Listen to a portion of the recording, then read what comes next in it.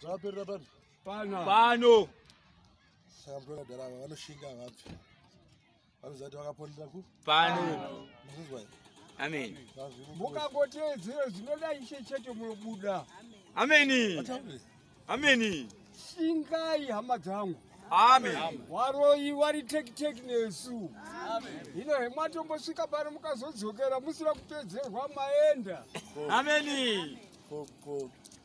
Indri kuita sende varo.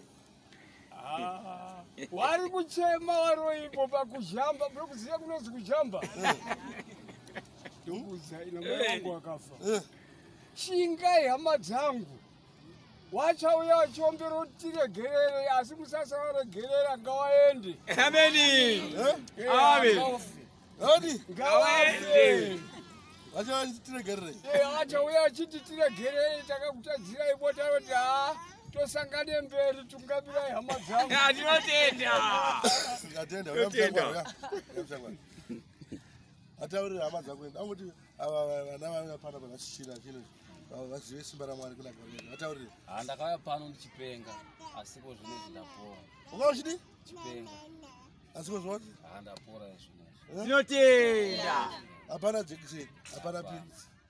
Tinotenda. Nemweya muchena. Nemweya muchena. Haleluya. Amen. Amen. Haleluya. Amen. Mai chatenda wetu.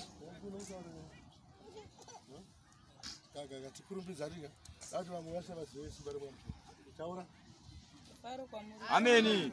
Ndakauya pana gore rakapera ndichipenga. Ndine mwana mucheche. Maida sei? Ndaipenga. Ndine mwana mucheche.